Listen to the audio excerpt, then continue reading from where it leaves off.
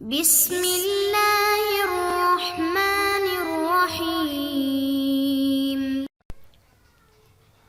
السلام علیکم محترم سامعین اور عزیز طلبہ کرام، امید کرتا ہوں کہ آپ تمام احباب خیر و عافیت سے ہوں گے۔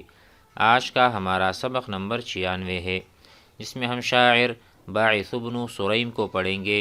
قصہ کچھ یوں ہے کہ شاعر کے بھائی وائل بن مریم کو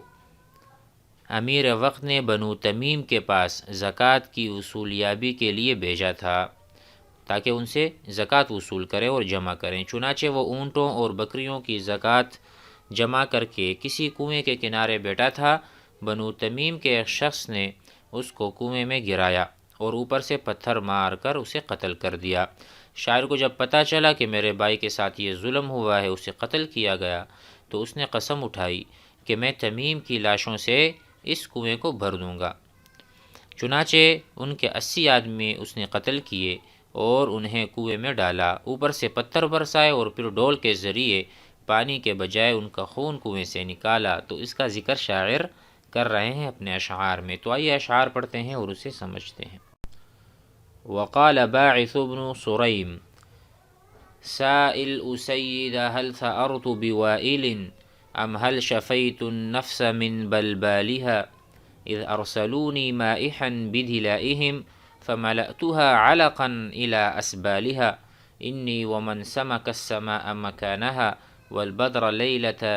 نصفها وهلالها آلیت اثقف منهم ذا لحية ابدا فتنظر عينه في مالها وخمار غانية عقدت برأسها أصلا وكان منشرا بشمالها وعقيلة يسعى عليها قيم متعطرس أبديت عن خلخالها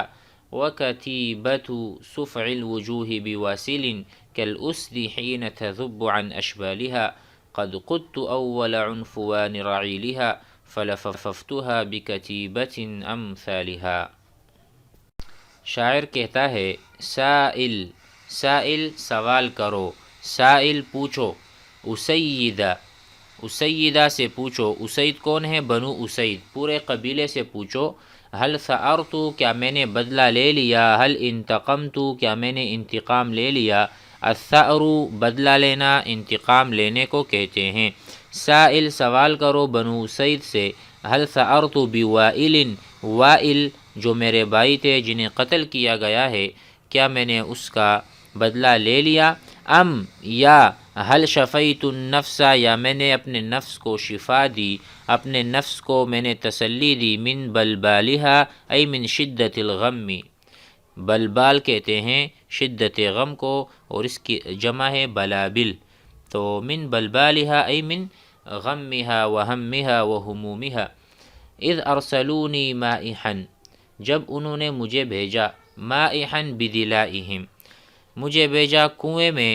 اتر کر اپنے ڈول بھرنے والے، یعنی وہ میرے اس انتقام کا سبب بنے، گویا کہ انہوں نے خود اپنے قتل کے لیے مجھے بلایا، کیونکہ اس نے میرے بھائی کو قتل کیا۔ اس سے کیا پتہ چلا کہ وہ چاہتے تھے کہ میں ان کے آدمیوں کو قتل کروں۔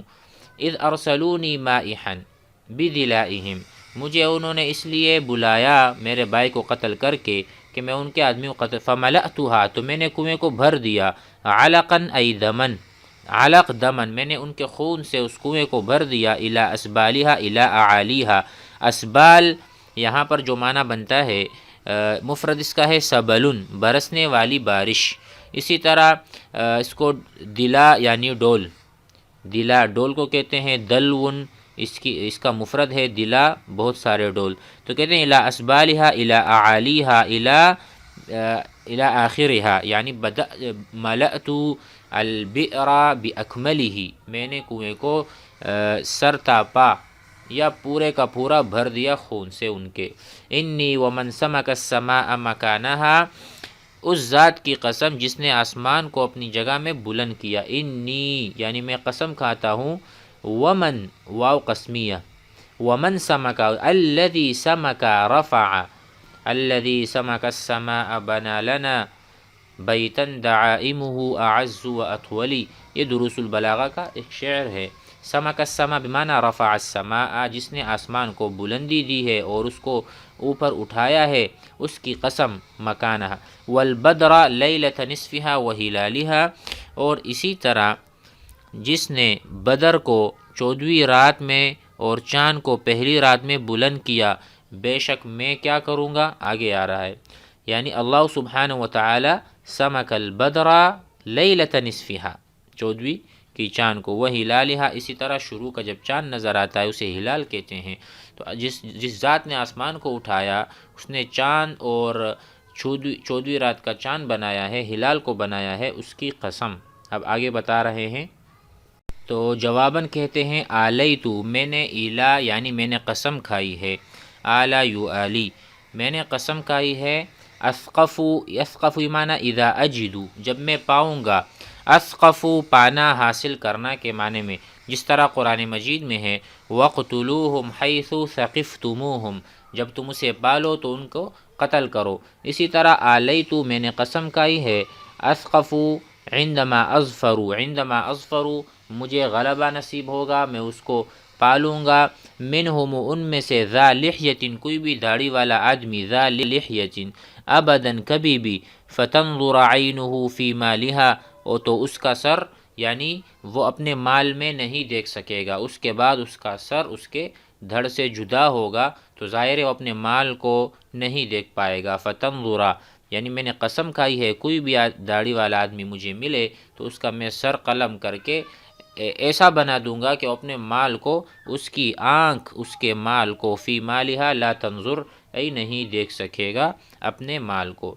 وخمار غانیۃ عقدت برأسها، اسی کے ساتھ اور خوبصورت عورتوں کی بہت سی